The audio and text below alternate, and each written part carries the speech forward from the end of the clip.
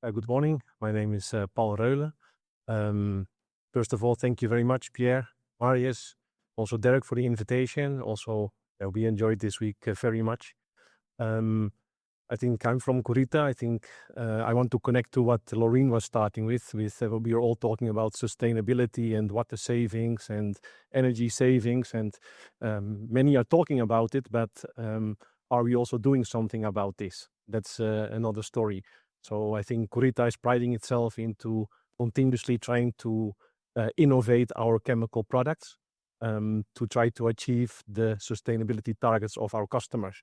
Because nowadays everybody is trying to save water, everybody is trying to save energy, everybody is trying to reduce CO2 consumption or production, but not everybody knows how to do this. And we are continuously putting effort into our research and development to innovate our products to be able to achieve the sustainability goals of our customers. So today I want to share a little bit of the vision of my company with you, and I want to give you a few examples of products. Later on you will see we have more than 2,500 patents on product and product applications, so I would need a few years to explain them all to you, and I only have even the time's up according to this one, so I don't know how much time I have left. But and you want maybe coffee at 10:15, but we are not going to make it. I need a little bit more time maybe. So I'll try to keep you awake during this time. First, so Kurita is a Japanese water treatment company. We were established in 1949. Water treatment is our core business. We are not doing anything else. So we started as a boiler water manufacturer, then we continued in cooling water treatment, wastewater, and now we are a holistic provider of water treatment technologies. So from the intake all the way to effluent treatment, we can do everything that is done as applications in the industry. Yeah, so our vision is pioneering new value for water to contribute to the realization of a sustainable society. It is connecting to water availability. Laureen already mentioned it.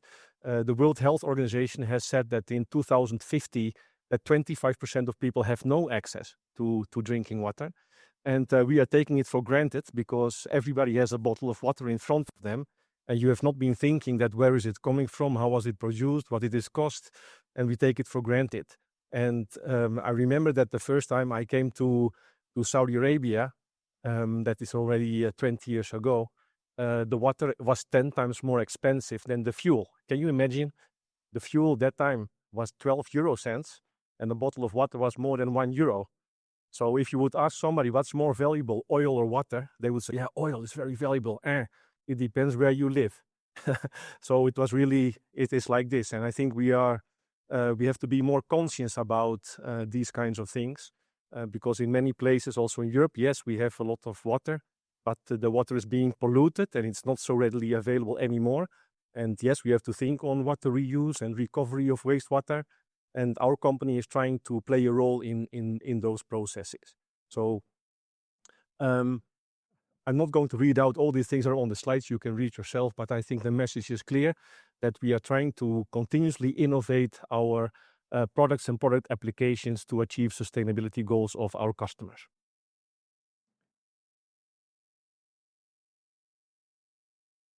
Yes, so how do we do this? So first of all, we have 5 research and development centers globally.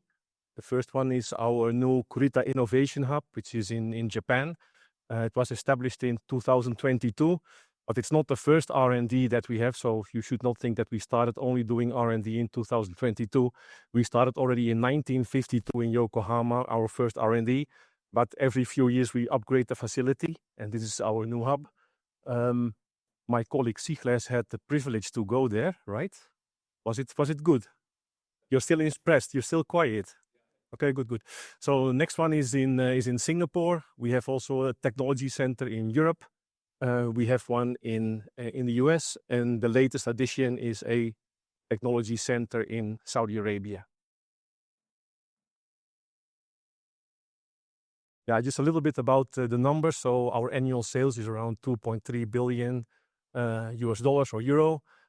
We have more than 7,000 employees in 110 countries. We spend 1.9% of our income in R&D, so 40-50 million euro we spend annually. We have more than 200 people in R&D over the 5 facilities. And as I said, we have more than 2,500 patents on product and product applications. I'm going to mention 5 or 6 of these technologies very, very shortly so that you get an idea of what we are doing. Yeah, we call it CSV, Customer Shared Value. We want to create a situation where we apply our products and technologies that create a win-win-win situation. So if the customer can win because we can save water, energy, we can reduce total cost of operation. If Kurita can make some profit, we can reinvest this in R&D and innovate our products again. And the next winner is the environment, because if we can save water, we can save energy, then we don't have 40-degree temperatures in the Netherlands, right, DReeM? So it's going to be very hot. And then, Marius, we don't have so much rain anymore in Cape Town because sometimes it's very dry and now it's raining. And this is because we have climate change. And everybody who would deny this is a little bit ignorant. There's really many things are happening, and we are trying to play a role with this. So sustainable development goals that are set by the UN, we are trying to live with them and work with them and innovate our products to achieve all these goals that are set globally. So yes, our portfolio, boiler water, cooling water, chillers, membrane treatment. My colleague Dan will later on in the case study talk more about RO, but also wastewater, cleaning, process chemicals for paper industry, steel industry, even drinking water and swimming pools. So everything holistic applications in water treatment. I'm going to mention, like I said, 5 or 6 different technologies, which are technologies that for sure can contribute to sustainability targets. I'm just going to give you a bird's eye view of these technologies. So first of all is a boiler water treatment chemical. It's called Cetamine. Cetamine is a range of products that was established already a few decades ago. So how can Cetamine help, let's say, our customers? So traditionally, boilers are treated with different chemicals, sometimes 3 or 4 chemicals. You have an oxygen scavenger, you have a phosphate for internal treatment, you have an amine or an amine mixture for your steam and condensate lines. And sometimes you also have even a dispersant if you have problems with, let's say, suspended solids or sludge formation in your boiler. So Cetamine is a product range based on filming amines. It's a 1-drum product. So you only have 1 chemical that goes through your entire system. It is volatile and it creates a very, very thin monomolecular film on the metal surface. And this goes through your entire system. So actually what it does, as you know, for corrosion phenomena, you need to have water, iron, and oxygen. So if you separate the iron from the water, there can be no corrosion. So the concept behind this technology is completely different. So once you add this in your boiler, your whole system will be protected. That's the concept behind this chemical. So it's easy to apply. It's very, very efficient in the use. And the biggest benefit is in the water and energy saving. This chemical does not contribute to conductivity in your water. The contribution is very, very minimal. So when you replace traditional conventional treatment with this chemical, you will see the conductivity sharply going down. When the conductivity goes down, you can reduce the blowdown settings of your boiler. When you reduce the blowdown of your boiler, you need less water. When you need less water, you need less energy. When you need less energy, you produce less CO2. It's very simple, right? So, but this is how it works. So it contributes heavily to water savings. There's a lot of other benefits connected to this Cetamine. For example, it's a chemical that is stable under dry and stagnant conditions. So even if you shut down your boiler, you can still be protected for 3, 4, 5, 6 months. So no special layout procedures. Iron transport will be reduced even when you start up after 6 months. Heat transfer is going to improve. It has been proven that the magnetite layer on the protective layer on the metal is reduced and more thin. So heat exchange is improved also. So it has a lot of benefits.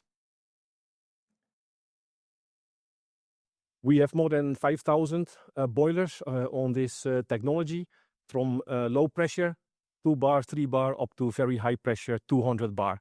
So it's not a one product, it's a product range. We select this product based on the pressure. And in addition, we also have products that have a direct food allowance. So it can be used in direct contact with food, except in the dairy industry, because milk products actually react with the cetamine. So we cannot use it in direct contact with milk products, but in all other industries, it can be used in direct contact. The second one is also for a boiler. This is called a DReeM Polymer. And the reason why this product was developed is that in this world, there's a lot of low pressure boilers that are being fed with softened water. And 80% of these softeners have a problem. So all of these boilers are creating a scaling problem. And then the go-to idea is to descale using an acid. So you would use an acid to descale, and again, the softener doesn't work. So you do an acid cleaning again, and you do it every month. And I see it, especially in East Africa, 99% of low pressure boilers have a scaling problem. And they use more citric acid than they use an antiscalant. So the antiscalant, of course, doesn't work if your softener is not working. And this DReeM Polymer was established as a replacement of that process. And the DReeM Polymer is a polymer that can be formulated even with the cetamine that cleans your boiler online. So you don't have to take it offline and clean it with an acid.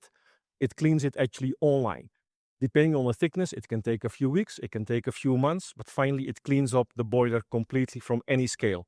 Can be calcium carbonate, can be silicates, can be magnesium minerals, but finally it will clean it up completely. And the cleaning process is done by actually redissolving the scale. So it stops the use of acid, it stops the discharge. So again, this is connected to sustainability, because if you use acid and you throw it away, it's very difficult to get rid of this in the environment. So this is helping a lot to improve the operation of the boiler. Of course, also it is very efficient for your energy, because if you have even a small layer of a scale, it contributes to much more use of energy. And energy cost in a boiler is your highest cost. It's not the water, it's not the chemical, it's the energy that you spend. Okay, I have to rephrase a little bit, because in East Africa they use biomass and wood and macadamia shells, etc. So it's not so expensive as if you use gas and coal, but it will definitely save you on energy and CO2 production. This is a patented product, by the way, this one. Yeah, we have many of these case studies, and you can see the difference between before and after. So sometimes it takes a few weeks, can take a few months. Sometimes it can take even a year if the layer is very thick, but you don't have to do an offline cleaning anymore. You can keep on running, and the scale will be removed, and it will be prevented over time.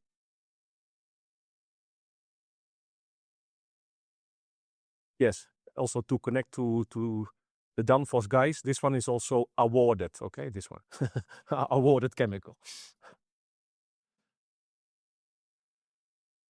Then for cooling water, Dilurit BCS. Dilurit BCS is a in situ biocide system.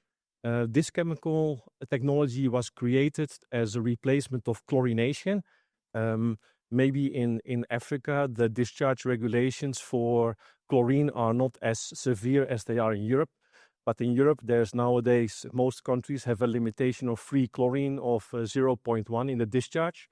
And 0.1 ppm of free chlorine is not enough to sterilize your cooling water.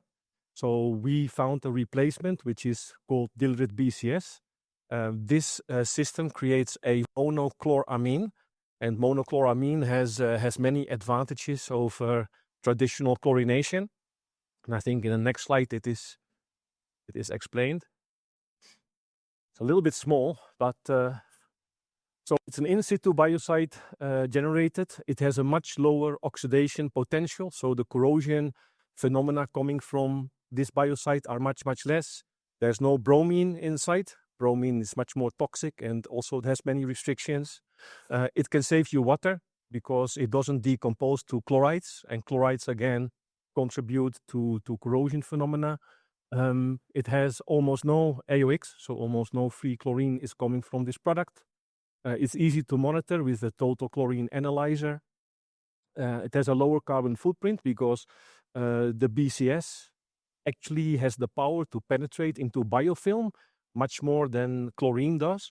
So when you can remove biofilm from the packing of your cooling tower, you need less energy to pull the air through. So it creates energy efficiency. And again, it's reducing CO2 production.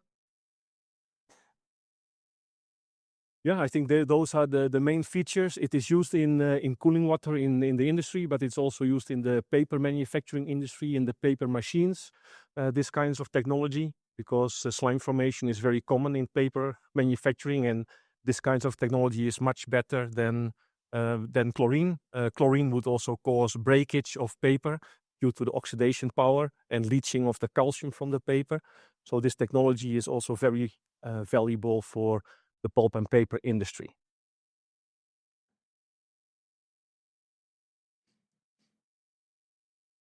Next one, free technology. This is again is also for cooling water. This development was a bit of a coincidence. We were trying to find out if we can also use filming amines for open cooling water systems. And this is a topic because a filming amine is food for bacteria because it contains nitrogen, and we were trying to find out how much does it decompose when you use it in an open cooling water system. Finally, we saw when we were applying certain types of filming amines, so it is derived from the Cetamine brand, basically. When we started to add filming amines into the cooling tower, we could see that it is starting to clean up the packing material. So the packing in a cooling tower most of the time has fouling. It has inorganic materials, organic materials, they're combined, and finally they plug it, and there's not a real way to clean it. The only thing you can do is replace the whole packing and put a new one, but then due to the very high, let's say, evaporation in your packing material, you get more scaling, you get again biofouling, and you cannot remove it actually. And we found out that this product can actually remove it online. So you don't have to replace your packing. It will actually clean it up nicely. And because it's a filming amine, it's creating a certain layer on your packing material that prevents, again, scaling and biofouling from happening. So it is very nice, especially in cooling towers that are generating this fouling, maybe because of high evaporation rate or high biological contaminations. And yeah, it was a little bit of a coincidence, but absolutely brilliant product. Yeah, you can imagine that also it will contribute to lower, let's say, energy consumption, because if the flow of the air through the packing, you need less energy for the fan to create this. And yeah, we have different case studies for this that we could share. Basically, let's say if it can remove biofilm, it will really also reduce the, let's say, scaling tendency in the packing. So to keep it clean, so BCS together with this free technology is a brilliant way to prevent biological contaminations. Next one is Corrsave. This is again a patented product. As some of you may know, cooling water treatment, corrosion inhibition is traditionally done with zinc and phosphate. But zinc and phosphate are, let's say, environmentally polluting. So we have been trying to find a way to replace the zinc and the phosphate. And we developed a polymer, which is called Corrsave. It's a biodegradable polymer that actually has even better corrosion characteristics and anti-scaling characteristics than zinc and phosphate or phosphonates together. So it's environmentally friendly. So in this case, it's actually the impact on the environment is reduced and the performance is the same. So this one is very simple to explain, basically.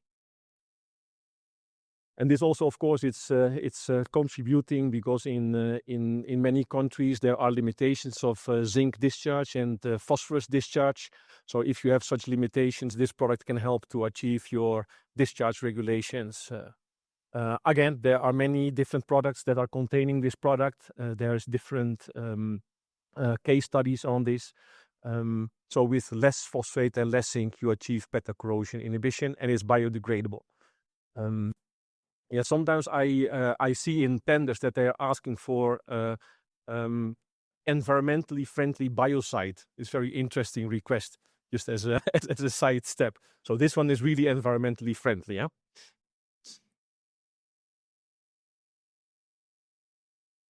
Okay, membrane systems. Dan is going to talk more about membrane systems, but I didn't want to skip this chemical.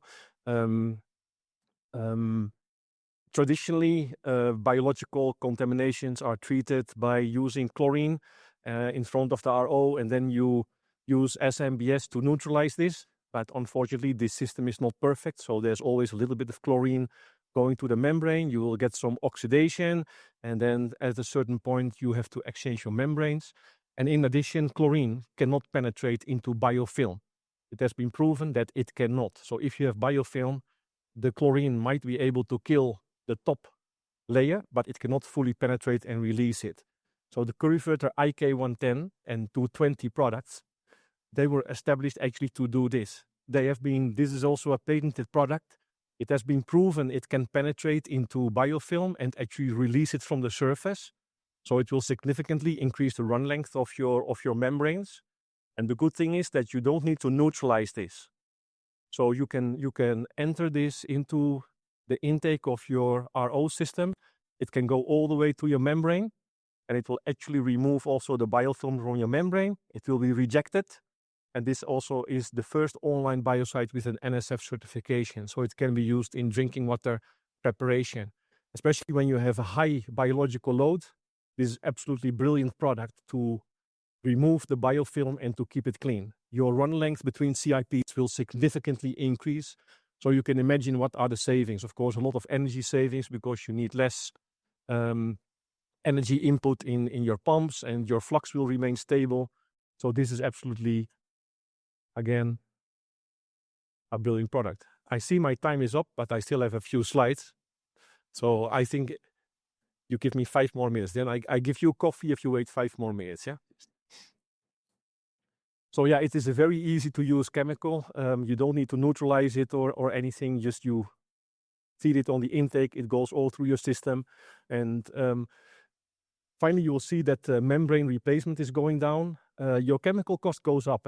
So your chemical goes up, but all the other costs, energy costs, replacement costs, CIP chemicals use also will go down. So finally, again, it's contributing to sustainability. Yeah? We have less CO2 production, etc., etc. And finally, we can achieve savings. Here is an example, 20% on your total operational cost using this product. So you're shifting the cost a little bit, but at the end, you're saving money. Wastewater. So S-Sensing CS, this actually is a device. So I think everybody who is working with wastewater treatment knows that if you have fluctuating influent or effluent water, you need to do a jar test every day, every 2 days, every week, 3 times per day. And you need to jar test, and then you find out what is the best dosage, and then you go to the pump and you set the pump. And then the pump is running, but your influent or effluent is changing again. Again, jar test. So this S-Sensing CS is a device. It's a laser-based device, so it's a small probe that sends a laser signal into your influent or sedimentation tank, and it's measuring the turbidity between the flocks. Because when you use a flocculant, you want flocks to be created. You don't want turbidity. So the lower the turbidity, the better it is. And this device you can connect to the dosing pump of your flocculant. So it's continuously measuring the turbidity between the flocks and continuously adjusting the dosing of your flocculant. So it's an automatic jar test. And you do not have to do jar testing anymore. And it has been proven realistically that we can save 20 to 40% of the chemical dosage, chemical consumption. And no, our goal in our company is not to sell you more chemical, it's to sell you less chemical with higher profit. You can understand why. Because then again, we can invest in research and development and innovate our products again. But we both win. Environment wins, customer wins, Kurita wins. So very interesting device. I see I have to go a little bit faster. This one I can do very quick. Kurita Connect 360 is it's a web-based online platform for, let's say, data collection and reporting. And we are connecting our, let's say, monitoring devices to the internet with a SIM card or something. And the customer can log into the website and they can see what's going on. They can see the reports. So it's just a web-based system to connect data to the customer. Okay, I'm almost done. So yeah, besides chemicals and innovations on products and technologies, we also develop equipment. So there are several mentioned here: hydrobio, Kuriauto, sensing for the different kinds of systems. We believe that, as I said, our goal is not to sell more chemical, it's to make the application more efficient. And for this, we apply AI and we apply all these kinds of equipments, and we keep on innovating these monitoring devices also to make sure that we can achieve even higher targets and goals of the sustainability that our customers are looking for. I think this is my last slide. Yes, I'm sorry I used 32 minutes instead of 25, but at least now you get the coffee very quickly. Is there any questions or? Yes. Thank you so much for an interesting presentation. My question is on the diluent. Yes, Dilurit, yes. BCS. Does it also work best for targeting antibacterial resistant bacteria? Anti-resistant bacteria. You're talking about resistance of bacteria against biocides. Yes. Yeah, that's a little bit of a topic, and there's a lot of misunderstanding on this topic. I think there is a certain species of bacteria that can get resistant against certain biocides, but in general, not against oxidizing biocides. Basically, because the way how the biocide works against the bacteria is different. So bacteria need water to live, and most of the chlorine kinds of biocides have a similar molecular structure than water. So the bacteria doesn't recognize it's water or it's a biocide. So also for this monochloramines, they cannot grow any resistance, because even it's not our goal to kill bacteria. Our goal is to remove the biofilm. So the bacteria is, let's say, aerobic bacteria are generating biofilm to protect themselves, but we just, let's say, dissolve the biofilm so that it releases the bacteria and it is rejected. So our goal is not to get a high ORP or a high oxidation power to kill them. The idea behind the technology is to remove it before they become active. And they are not really killed, they are more deactivated, so they stop multiplying. That's the idea behind this Dilurit BC S-System. Okay, thank you. Yeah.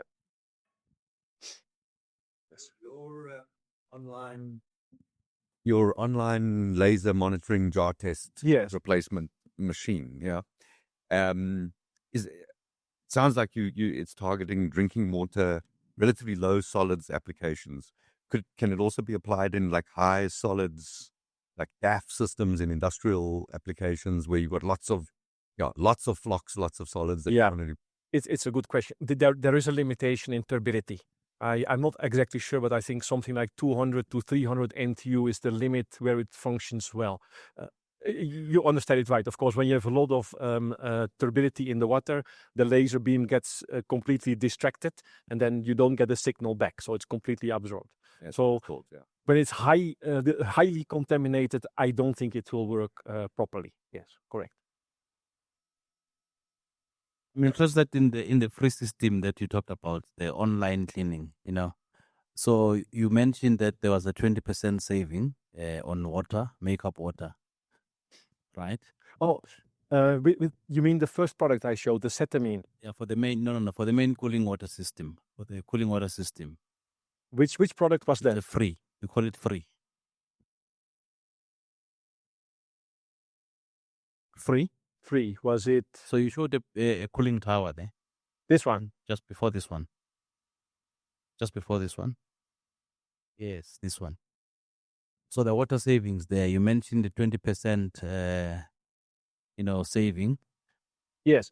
Yeah. So what cycles of concentration were they running at before you installed this system, and what did they achieve afterwards in terms of cycles? Yeah. The let's say what happens in many cases, if you have fouling if you have high fouling in your cooling water systems, you normally have to blow down more, right? But if you can prevent it from sticking everywhere in a certain way, then most of the time you can increase your cycles of concentration, because the risk of deposition is reduced when you catch it as a dispersant and move it in the blowdown. So then you can actually increase it. It's about the dispersing power that you create that might increase the cycles of concentration. That's the idea behind it. But in terms of a case study, do you have the actual? Yeah, we can provide you some more details and case studies and I these would like kinds of to see things. that Yeah. because we run at high cycles of concentration in our power plants in ESCOM Okay. in an effort to conserve water, but we do have issues with scaling and fouling. So yeah, I'll be interested to see that. Yeah. Thanks. Okay. Thank you. Everybody wants some coffee now, I think. Yeah. Anyway, thank you very much for listening. Appreciate your time. Thank you.